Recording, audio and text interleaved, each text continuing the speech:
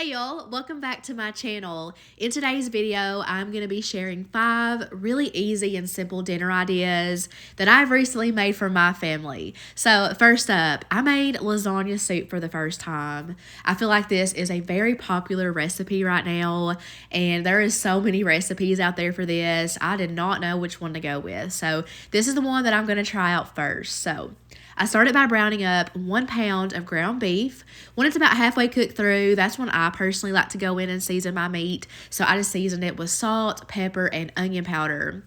I'm going to continue cooking that until I no longer see any pink, and then I will just drain off the grease and set my meat to the side. To the same pot, I'm going to add in a small amount of olive oil. I chopped up a bunch of fresh garlic, and I'm just going to saute that for about a minute. I'm also going to go and grab some tomato paste. Mine came straight from the freezer. That's why it looks like that. But I always like to cook my tomato paste a little bit before I add in my liquid.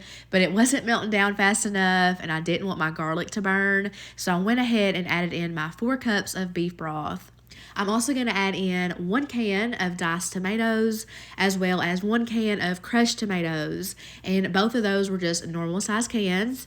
Here I'm adding in 1 tablespoon of Italian seasoning, and I'm going to go ahead and add that cooked ground beef back in. So I did want to note that the original recipe did call for chicken broth, but I felt like using beef broth. I knew those flavors would work together very well, so really just use whichever one you want. But I did season it with some salt and pepper to taste. I brought it up to a boil, added my lid. I'm going to turn the heat down and let that simmer for about 20 minutes. So this is the pasta that I went with. You're supposed to use lasagna noodles that are broken up, but I did not think that would go over well with my kids. I just know how they are, so I did cook it separately, and really you can use any type of pasta that you want to here.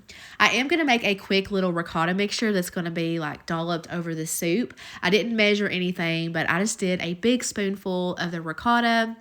And I'm shredding in some mozzarella cheese, and I'm also going to do the same with some fresh Parmesan. The recipe didn't call for any seasonings, but I always like to add at least some salt and pepper to my ricotta mixtures. I feel like ricotta is naturally a little bit sweet, so that salt and pepper really helps balance it out, and it just makes it so much better in my opinion. But I'm just going to get that stirred together really good, and that is it. Back to the stove. Like I said, I did cook my pasta separately because I didn't want the pasta to absorb a lot of the broth. I wanted it to still be soupy, but I did add in a splash of heavy cream. The recipe didn't call for that, but I just wanted a little bit of creaminess, and I like the color a lot better. But y'all, that is it. This was so quick to throw together, making it perfect for a busy weeknight. I topped the bowls with a good scoop of that cheesy ricotta mixture, as well as some dried parsley, and I served it with a side of garlic breadsticks. Now, we liked this meal, we enjoyed it, but I wouldn't go as far as saying it's like a new favorite. I feel like I'm the only person on the planet to say that, but I'm thinking it was the Italian seasoning. We aren't huge on that spice, and a tablespoon is a lot, so I just thought it was a little overpowering. I would definitely cut that back next time, and I would possibly even try out a new recipe because it just didn't wow me. The next night, we did breakfast for dinner, and I'm going to be making some breakfast bowls. So off camera, I'm going to bake some biscuits. We love these frozen Great Value ones. I'm going to cook up half of this bag of tater tots in the air fryer just until they're nice and crispy. And I'm also going to scramble some eggs. So I am going to show myself making sausage gravy though. So normally I use a 1 pound row of sausage, but I have this big box of these big sausage patties in my freezer, and that is what I have been using lately to make my gravy. This is the Robinson's brand, and I don't know if you can tell how big they are, but these fit perfectly on a hamburger bun. We ordered these off of a family friend that owns a store. They cook breakfast and lunch there, and this is the sausage that they use. So I'm just saying that because I don't know if you can find these specific sausage patties in stores. I've never seen them, but basically you just need a pound of sausage, whatever you can get your hands on. Just cook it fully, crumble it, leave all the grease in the skillet, you will need it, and add in a 1/3 cup of flour. I like to use a silicone whisk to make my gravy. I think that really helps get everything mixed good and prevent lumps. But you do want to cook the flour out for at least a couple of minutes. It's very important. And then you'll add in your milk. So I know a lot of people use whole milk, but I've always just done 2%. That's what we buy. And normally I do 3 cups. That is the perfect ratio. But on this specific night, I did do 4 cups of milk because I wanted to make extra gravy because my husband really likes it. He uses a lot of it. So I just wanted to make sure that there would be enough. But lastly, I just hit it with some salt and lots of black pepper. I have used Lawry seasoned salt in the past in place of regular salt, but sometimes I just like it with simple salt. But that is it. As soon as it starts to bubble up, it will thicken and it is done. So like I said, I am going to be doing breakfast bowls. I got inspired because anytime I make breakfast food, no matter what it is, my husband will just crumble it all up, throw it in a bowl, and just mix it all together. And it's like one of his favorite meals. So as you've seen, I did the tater tots on the bottom. I crumbled up a biscuit and added a good layer of the gravy. And then I'm just throwing the scrambled eggs on top with a little bit of shredded cheese and just some parsley for some color. But y'all, this was so delicious. I mean, we've had this meal for years and years, but this is the first time I presented it in this way, and it just felt special. We all really enjoyed it, and we love breakfast for dinner because we just don't have this type of appetite in the morning, so it just works so well for dinner time. On this night, we tried out something new. I made jalapeno popper grilled cheeses with tomato soup. So I started by cooking up some bacon, and my favorite way to do that is in the oven. So I just throw it on a tinfoil lined cookie sheet. I pop it in a cold oven, then crank the heat to 400 degrees, and about 25 minutes should have it nice and crispy. So now that that is out of the way, I'm going to start preparing the jalapenos. So I have 4 here that I have washed well, and as you can see, I am wearing gloves. I have had bad experiences with preparing jalapenos without them, so that's just a personal thing. You don't have to wear them. It's just, I guess, whatever you can tolerate. But I am going to remove the tops and get those sliced in half. I'm going to discard the tops, and then I don't want these to be spicy, so I am removing the seeds and just all of that stuff that's in the middle. And I found the easiest way to do that is to quarter the peppers, and then you just run your knife down the sides. That first one didn't go too smoothly, but I got it done, and you can run those under water to make sure that you get off all the seeds. So I just repeated that and then placed those on a parchment lined cookie sheet, and I'm just taking some olive oil and brushing that over the insides of the peppers. I got those flipped over, and I'm going to oil the outsides as well. That's going to go in a 425-degree oven for 15 minutes to roast. Meanwhile, I am going to shred up some sharp cheddar cheese. Tillamook is a really good brand of cheese, and Kroger had a great sale on it, so I grabbed a block. And I'm hand shredding it. I definitely wanted to use some good quality cheese for this recipe. Normally, I'm perfectly happy with just like the Velveeta slices, but I wanted to make it fancy. So this is our favorite tomato soup, the Progresso Tomato Basil. It is so good, and these are big cans, so these 2 big cans will be perfect for 4 people, 2 adults and 2 kids. I used to buy the Campbell's, but I cannot even go back after having this. I promise y'all, it's so good. But here's the peppers. After they come out of the oven, I'm going to let those slightly cool down, and I'm going to start preparing the cream cheese mixture. So it's just a half a block of room temperature cream cheese. I'm going to season it with garlic, salt, and pepper, and get that folded in really well. Then I will take the slightly cooled down peppers, and I'm going to get those chopped up as small as I can. Again, that's just a personal preference thing on how big or little you want those. Then you're just going to toss that on into the cream cheese mixture, and of course, fold those in as well. So now it's time to prepare the grilled cheeses. So I'm going to butter my skillet really well. It's on about a medium-high heat. I'm going to take my first piece of bread, and you want to add a good amount of the jalapeno cream cheese. Add it down to the buttered skillet, layer on some of that crispy bacon, and then a good handful of the shredded cheese. And then you'll want to seal the deal with another piece of bread. And I do like to do these one at a time, because I find if you start overcrowding the skillet, they don't get an even color on them, and I just don't like that. So unless I'm using a griddle top or something like that. I like to do it one at a time. But yeah, I just lift up the grilled cheese, butter it again, and that's how I butter the other side of the bread. And you just cook it until it's nice and golden brown. I did slice it in half diagonally. I think it looks better that way, and it makes it easier to dip in the tomato soup. But how delicious does that look? And let me tell you, they absolutely were. We love these, and they are most definitely a new favorite. And it's very easy to customize when you have picky eaters in the house. Neither of my kids were interested in trying the jalapeno cream cheese, which is fine. So for my daughter, I made her a bacon grilled cheese, and then my son just wanted a plain one. So everyone was happy. Me and Josh love the jalapeno popper flair, and I will most definitely be making these again.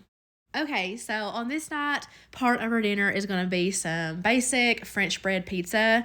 I was cleaning out my deep freezer and I found this loaf of French bread in the bottom that I had forgot about.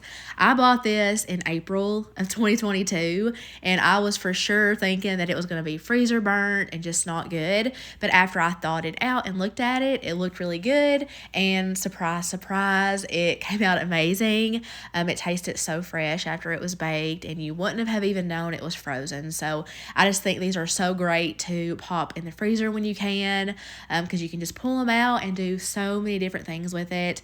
But as you can see, I'm just doing a basic pizza because that's just one thing that we can all agree on, and my kids just really like it. So I'm just layering it with some pizza sauce and some mozzarella cheese that I shredded up. And I'm just going in with some big slices of pepperoni, but obviously feel free to use whatever pizza toppings you like, meats, vegetables, pineapple if you like it. I know I like that, but I baked that at 400 degrees for about 15 minutes, and it turned out perfect, so good.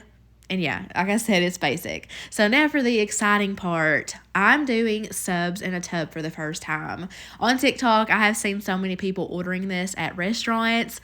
I have never done that, so I figured that I could try it out at home. So I've got some provolone cheese, some ham, turkey, salami, and pepperoni. I went with everything. I wanted to go all out. And basically, I just took 2 pieces of the provolone and kind of overlapped them, put it on the bottom, and then I'm just layering 3 pieces of each type of meat on top of that. So it's definitely a lot of deli meat. It might not be for everyone. It's definitely the most that I've ever used in one sitting at the house, but I am not even going to feel bad about it because of how delicious it was. This was honestly my favorite thing in this whole entire video, so that is saying something. But as you can see, I just rolled it up, and then I'm going to go in with a sharp knife, and I'm just going to cut it into thin, like little pinwheels. It's not going to necessarily stay together, but it's just a good way to get it kind of all chopped up. So now I'm going to start assembling it. So this is just in a little meal prep container that I bought a while back, and I've added some shredded lettuce to the bottom. Not as much as I would for a salad because I'm not trying to make a salad. I'm trying to make this exactly as how I would like a sub sandwich. So added the meat and cheese on, some slices of tomato, some green pepper, and I love pickles on a sub. These look really similar to the Subway ones. These are the fast food style ones, and I absolutely love the addition of the pickles in this. I drizzle this with some submarine dressing. That is a must in my opinion, as well as the mayonnaise. I'm going to do a good drizzle of that. I try to do it pretty, just didn't work out. But lastly, I just hit it with some salt and pepper, and that was it. And I cannot get over how good these were. It's definitely going to be probably like a new obsession. I know these will be perfect for lunchtime. It's really quick to throw together, but I really enjoyed having it for dinner. I didn't even need that pizza French bread, but I made that mainly for the kids. But yeah, highly recommend these. Last but certainly not least, I'm going to be making some baked chicken teriyaki. I made this recipe for the first time just a few weeks ago. It was a couple days after Christmas, so I didn't film it, but it was so delicious. I knew that I wanted to make it again ASAP and film it for you guys. So I'm going to start by showing the teriyaki sauce first. So in a small saucepan, I'm adding in a 1/4 cup of soy sauce, 2 tablespoons of apple cider vinegar, a 1/2 cup of granulated sugar, a 1/2 tablespoon of cornstarch, a 1/2 tablespoon of water, a 1/4 teaspoon of ground ginger, and then just some black pepper to taste. I'm going to mix that together really good to really get that cornstarch broken up. And Y'all, I took y'all's advice with the garlic. Y'all told me to take a fine mesh grater and just kind of shred it in, and it worked so good. It got it done so quick. So thank you guys so much. I will definitely be using this tip from now on when I don't feel like chopping up garlic. So after I got that added in, it started to thicken up really quickly, but I just let it simmer for a few minutes, and that is it. I poured it over 2 boneless skinless chicken breasts. These are a good size, as you can see. This is the perfect amount to feed my family. I covered that the best that I could, and that's going to cook at 375 degrees for 30 minutes. I'm going to let that sit and rest while I finish up the sides. Yes, it does. Some stuff gets kind of burnt to the sides. I don't really know how to avoid that, but it doesn't really matter in the end. But what's important is I want to show y'all how well this chicken cooks up. It is just melt in your mouth, tender. It's so juicy. As you can see, there's no pink. It's perfectly cooked. And just look at how juicy that is. That is a big reason we love it so much. And then, of course, the teriyaki flavor is really good on top of this. It seasons it so well. So there it is after I slice it all up. It's the perfect amount for us for just a few strips on our plate with some of the sauce drizzled over the top. I made some homemade mashed potatoes, some steamed broccoli, and I made one of these pasta sides.